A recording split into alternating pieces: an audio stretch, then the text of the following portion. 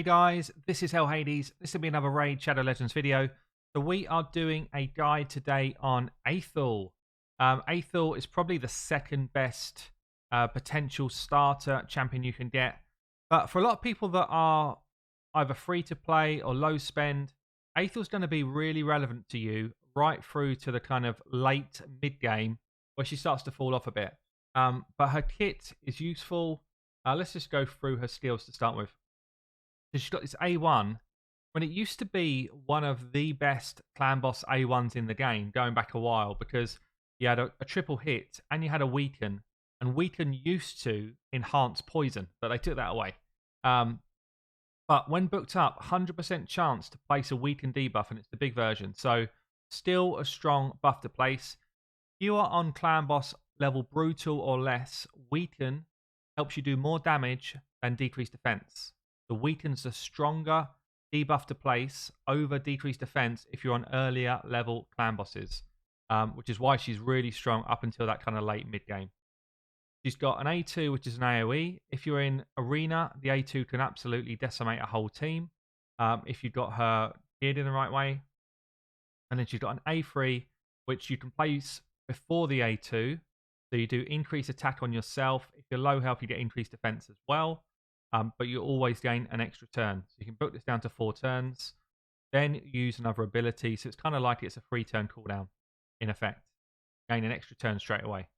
You've got an HP aura like all of the starter champions. And for me, because of this weaken here, because she's still got a good nuke, she's the second best starter champion behind Kale. Way I've got her masteries done then, I've set her masteries up so that she would be useful for clan boss. But also useful for some arena nukage and sort of general dungeon nuke. So this is what I would do for my Athel. You want to make sure you get your crits, more damage when full health, more damage on the first time you hit, and then Giant Slayer is really important on her build. I've then gone for the accuracy secondary tree, coming down to try and get my increased attack up for longer with lasting gifts. We're going to play her in a kind of all rares clan boss team, going for brutal. So we're going to partner her with, let me just make sure I've got some people that can actually do this.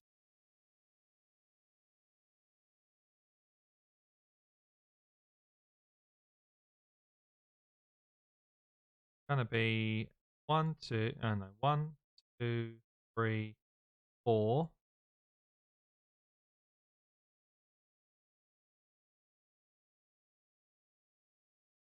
5, I guess.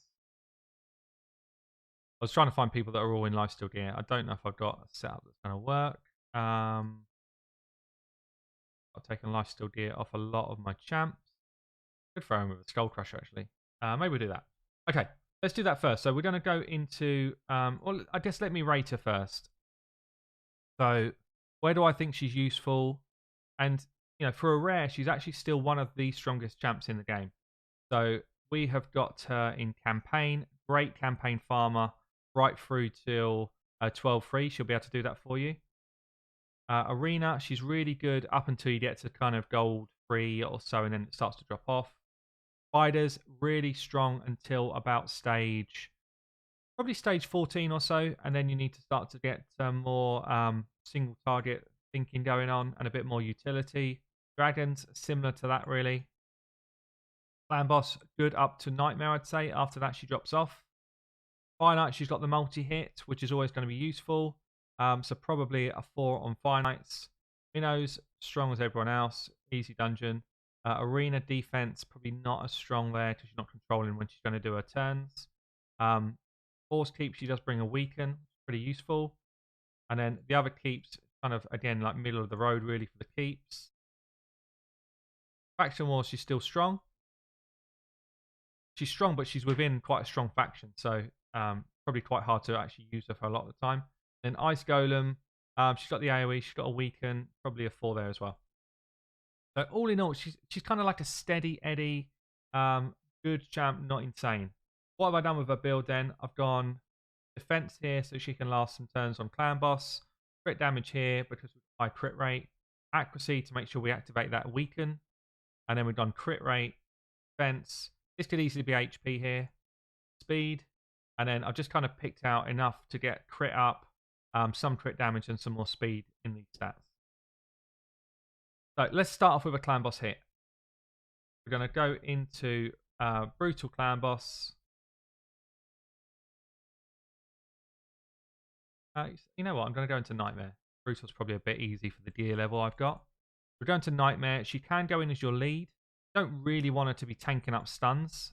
She's not going to be the highest HP level in your team, but she could do that job. But we're going to go... I will put her in. She gives us an aura. It's not bad. I'm going to go her, right. Marked. Hail. So we've got Poison. We've got Weaken. We've got Decreased Defense. I need a Decreased Attack. It's going to be this fella. And then we were going to bring in Skull Crusher, but I'd probably actually just going to do this and just have it as like an all rare setup. For a Nightmare, let me just make sure that we're not low here.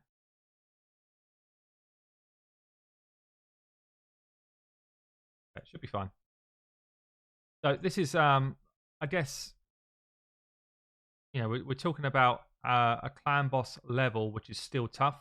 Weaken's going on. Poison's going out there. HP burn goes on from our Coffin Smasher. And really, this is probably free-to-play friendly. I think pretty much everyone that's been playing has got to Nightmare should have most of these champs or have had access to champs as good as this. So you can start to see the damage come through. Now, we don't have anyone to clean that stun off, but she's in lifesteal gear, so once it wears through, she'll be able to go back out there and heal herself up. We've got no ally attacks here. We've got no counter attacks. We're not going to be doing like crazy damage per turn, but we should be able to keep our health relatively strong as long as we keep that decreased attack coming in from our Coffin Smasher. But although we've got weak versions of a lot of these debuffs, you can still see that actually it's the debuffs that make the champs strong, not necessarily their kit, not even necessarily their gear. You know, this is a composition that works well together. They're all bringing something to this fight. We've got speed and Giant Slayer damage. We've got decreased defense and and War Master. We've got Giant Slayer damage and weaken. We've got HP burn and a decreased attack, and then we've got just poisons coming out of the Kale. So you know you can see already what we're doing here. Probably about 450k per turn, which is not bad at all for an all rare team on Nightmare. You know, you want to get yourself into a position where ideally you can 3-key Nightmare. That's kind of like the dream, I guess, when you're dealing with this sort of team. And we by no means have I geared all of these to do Nightmare either. So a Coffin Smasher should be in lifesteal gear. Probably my Apothecary should be as well. If I was doing this as kind of like a fully Nightmare setup. But deliberately, I've kind of tried to hold back on the gear so you can kind of see how effective she is compared to these other champs we've got in here. I'm going to play it through to the end. It probably won't be such a long fight. I'll play it through, and then you can see the damage. Here we go. Just coming back in. Obviously, the two people without lifesteal drop first, to be expected. But we're still going to do 9, coming up for 10 million. So we're going to be close to that, like 4-key Nightmare.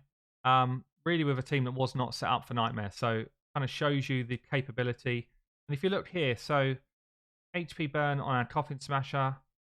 Poison is going to outdo sort of general damage anyway, but she comes in at 2.1 million, which is quite strong compared to the rest of the comp.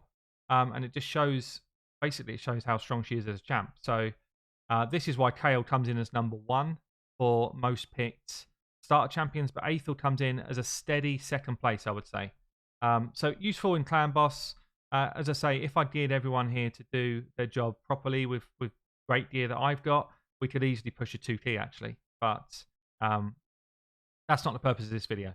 So we're going to, in fact, he wasn't even geared. So shows how crazy we could have done.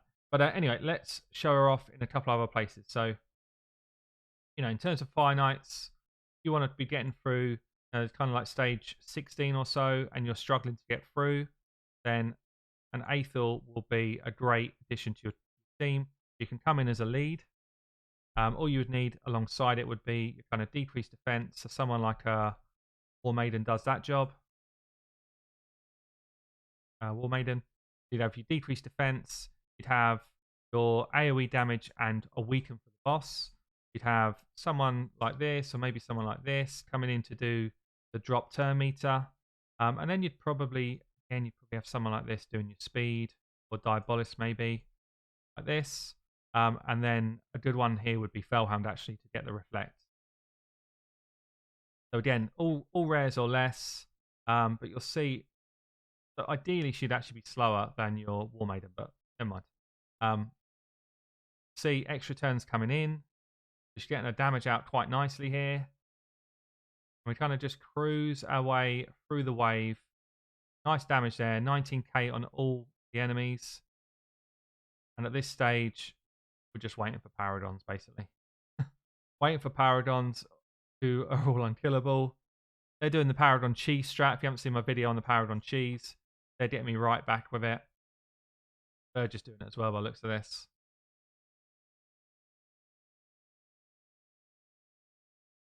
Have a go.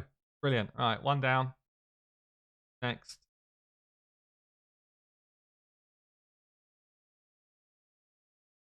Have a rest, guys.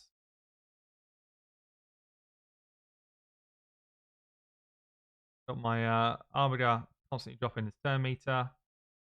Have a turn, have a turn. There we go. Right. On to wave 2. No more of those champs in here, so that's good. So we've got stun set on our Diabolist. We've got a stun set on our War Maiden. That's how we're stunning up so many champs here. We can just see the damage that we're kicking out. Bang. There they go. Athel drops them down. So, don't sleep on Athel. Triple hit here to start off on the boss. Get a nice, good early break of that shield. They're our only kind of multi-hitter in this team. Get an extra turn there as well. And then because we've got Fellhound, we drop 4 levels of that shield straight away. Would have been 5, but she's actually got that unkillable unblock damage on. And now we're through the shield, we should be fine. So we've got damage obviously coming from Athel. We've got the weaken going up. We're going to get turn meter drop from our Armiger. Should get a drop defense as well soon.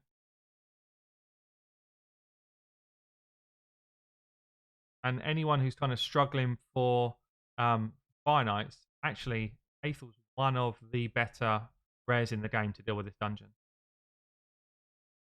Again, straight into a kind of 2 shield point, so much faster to get through the shields. And from here on in, it's just about time. It's just about working your way down through the damage you need. If I had a slightly faster Armiger, we'd have no trouble with this at all. In fact, this guy would never get any shield back at all. But again, I've not put these in crazy gear because I'm trying to show you a bit more relevant to the mid game, I suppose.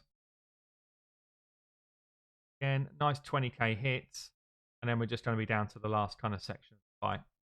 So this for me is her best dungeon. She's totally capable though of doing any dungeon in this game up until this kind of level.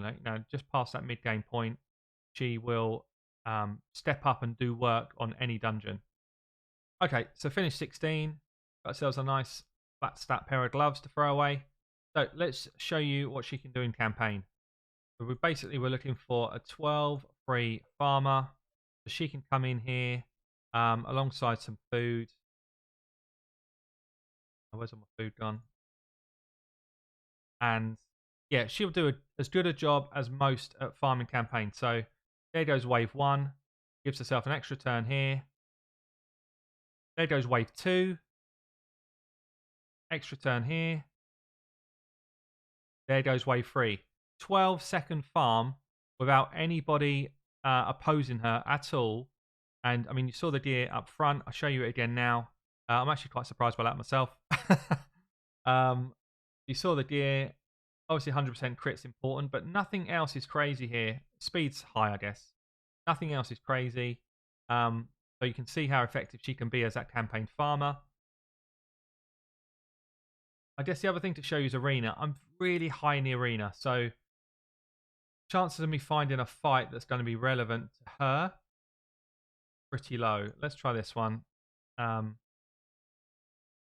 what you would want is you want to be faster, ideally. Want to be able to drop their defense, someone like Madame Cerise, want to be able to keep control of the game. So I'm going to try and stun them up before my Athel then comes in for my damage. Now, let's bear in mind, we are at high level gameplay here. So she's not probably going to one-shot everyone. You definitely can make a one-shot everyone. We're not super end game with the build here, but hopefully we can still deal with this. So what you would want is you'd want to drop turn meter or crowd control or whatever it is you're going to do. Give yourself the edge. We dropped everyone's turn meter there. Then want your debuffer to go and drop everybody's defense. And then what you can do is you can take an extra turn. So you go increase your attack. Actually, we already had it on because of Arbiter, but if we didn't, we would use that. And then you would come in with the nuke. Attack all enemies, 15% chance of afflicting a crit. So actually you can build a crit level down another 15%. You see there, 27k across the board. And that's fighting basically high-end champs, yeah? Hopefully we still win this fight. It might be close, actually. But still with a stunned anyway, so I might as well just try and kill the Foley. And that's what she's in there for. So if I built her full damage, you know, attack percentage chest, attack percentage, crit damage on her gloves, then we would be nuking everybody. I mean, I'm going to do a quick rebuild, actually, and build her up like that so you can see her like full damage. Okay, so I've twisted her into a full damage build. 4k attack, 94% crit, 2 of 100 really. 254 on the crit damage. Just threw a load of sets on her that I had. And let's see what she does now. So still want, I can kind of compete with here. Bearing in mind where I am. This feels doable. The same setup. And let's see if we can actually throw in some sort of one-shot numbers. So same setup here. I still want to drop their turn meter. Still want to drop their defense. And I don't need to increase my attack, but you would do if you didn't have Arbiter there. And then you slam down 80Ks across the board. Thanks for coming. And that's an end game, Athel. She can absolutely tear people to shreds. Top gold 4 here. She's nuking like a Skull Crown or any other high-end nuker. So, you know, a lot of people say, oh, I can't compete because of my champions. Often it's gear that wins the day, not champions. Champions help. Often it is gear that will win you the day. See here, we're even taking down like 3/4 of a Duchess, and Duchess is as strong as they come in this game.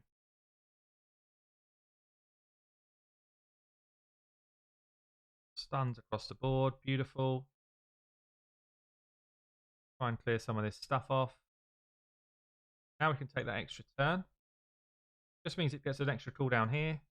Get that back quicker. Bye-bye, 14k. At this point, you can hit auto and you've got no problems at all. So, yeah, for me, she's great in Fire Knights. She's great as a campaign farmer. Really useful in clan boss up until kind of nightmare level. And in the arena, she's viable as your nuker right through to whenever you want. That's been my guide on Athel. Hope you enjoyed it, guys. I'll catch you all soon.